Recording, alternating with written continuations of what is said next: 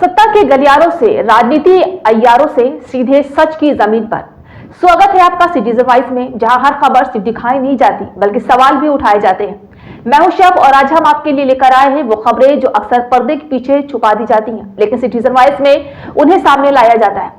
यहाँ न शोर बिकता है, न सच दबाया जाता है। हर खबर है आम जनता की आवाज और हर रिपोर्ट है जवाबदेही का आईना। तो आइए देखते हैं क्या है आज की खबर। मदनी के राजनीतिक बयान पर राजनीतिक बयानबाजी तेज हो गई है। इसी कड़ी में ओम प्रकाश राजभर ने तीखी प्रतिक्रिया देते हुए कहा है कि सरकारी संपत्ति पर कब्जा करने के लिए अल्लाह ने नहीं कहा है। उनके इस बयान के बाद सियासी गलियारों में बहस तेज हो गई। ओम प्रकाश ने कहा है कि धर्म का नाम पर किसी भी तरह का अवैध कब्जा या कानून हाथ में लेना उचित नहीं ठहराया जा सकता। उन्होंने साफ शब्दों में कहा है कि देश का कानून सबसे के लिए बराबर है और किसी भी धार्मिक भावना का इस्तेमाल कर रही सरकार या संपत्ति पर दबाव करना गलत है। उनका ये बयान सीधे तौर पर मदनी की उस टिप्पणी के जवाब में माना जा रहा है जिसने हाल ही में विवाद खड़ा कर दिया था। इस मुद्दे पर सत्ता पक्ष और विपक्ष के नेताओं की प्रतिक्रिया भी सामने आ रही है। कुछ नेताओं ने ओम प्रकाश के बयान का समर्थन किया है, जबकि कुछ ने इसे राजनीतिक बयानबाजी करार दिया है।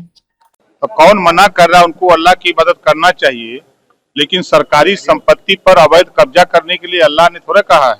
देश संविधान से चल रहा है, तो संविधान को मानेंगे कि दूसरी बात को मानेंगे? वो तो कौन मना कर रहा है? उनको अल्लाह की इबादत करना चाहिए, लेकिन सरकारी संपत्ति पर अवैध कब्जा करने के लिए अल्लाह ने थोड़ा कहा है कि जो देश की सरकार की संपत्ति है उसको कब्जा करने की इजाजत तो नहीं दिया है।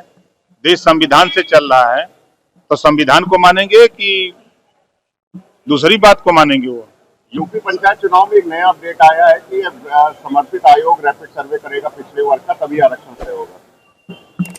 जो न्यायालय का आदेश है उसका स्वागत किया जाएगा।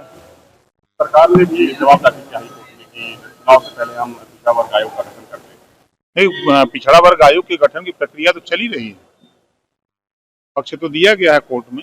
विपक्ष कह रहा है कि पंचायत चुनाव कराना ही नहीं चाहते हैं। विपक्ष के कोनो काम थोड़ो, वो लोग के विरोध करेगा के अलावा और कोनो काम है? हुमायूं कबीर ने सीएम योगी को चुनौती दी है, भारत में रहना है तो वंदे मातरम कहना है।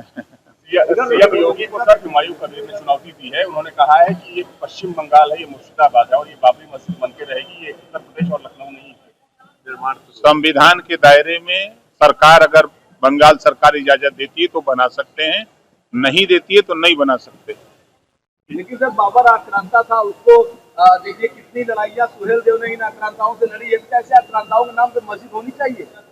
देखिए, देश संविधान से चल रहा है ना, कानून के दायरे में अगर कोई भी चीज परमिशन अगर वो लेके करते हैं तो वो कर सकते हैं अपनी खुद की जमीन में। बाबर के नाम पे कौन परमिशन देगा? बाबर के नाम पर परमिशन कौन देगा? जब आप जान ही रहे तब का बता रहे हैं। तो ये थी आज की ताजा और अहम खबर। अगर आपको हमारी रिपोर्ट पसंद आई हो तो हमारे चैनल को लाइक, शेयर और सब्सक्राइब करना ना भूलें, क्योंकि आपकी एक आवाज सच को और मजबूत बनाती है।